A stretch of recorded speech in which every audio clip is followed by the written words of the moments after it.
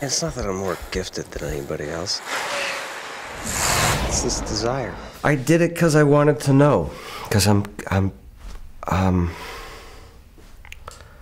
a curious person. I love my job because it lends an opportunity to ask questions in a ferociously short amount of time, surrounded by people who are a lot smarter than me, who can tell me about lives that they've lived, and I can get an approximation of that. Nobody on set knew that I was working with a doctor, but it seemed to me to be integral for my own interest to understand this world. I mean, doping is everywhere. The joke is on culture to me. The big laugh, the furore, as you said, is on culture.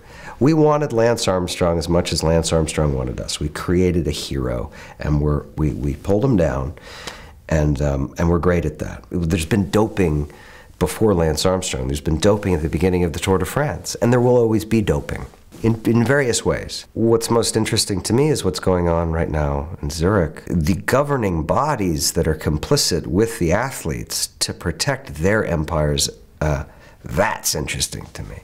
The fact that an actor privately wanted to very carefully, in a moderated way, explore something that is legal, to better understand the subject that he's pursuing, those are my journalistic interests. That's just for me to say, like, what does that feel like? What does that look like? Can I do this safely?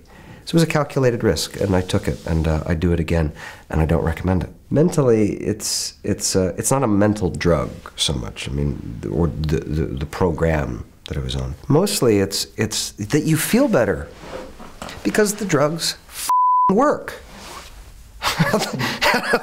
That's why people do them. You recover faster, you go faster, you don't gas out. Your body takes on an efficiency of a 15-year-old. Of course people want that. The problem is when you stop taking them, or if you take them too much unsupervised, it can do permanent long-term damage that will ruin, if not kill you. If we look at an athlete who has done something that nobody's ever done before, they're working at such a profoundly high, refined level. That must be very isolating. What he did with his power, what he did with his celebrity, is he created a foundation that raised $500 million in cancer research and awareness. So that's real lives being saved. I think that comes from a real place. It came from a real place of experience, which means he faced death at a young age. So you're like, if you face death, and if living is winning and losing is death, your life becomes very clear and very simple. And his thing was saying, you can do this and you should believe in yourself. And he was an engine and a salesman of will to believe. The problem was that he came back. That was his downfall. That was his Icarus moment. That's where greed came into play. But if you're raising that kind of money for people who are dying or suffering, and you keep raising money for that, and you're living the good life, and you're winning in a time of cheating and doping, so it's an even playing field. He just did it better. Yeah, I can wrap my head around that. I'm Lance Armstrong, and I will not be brought down.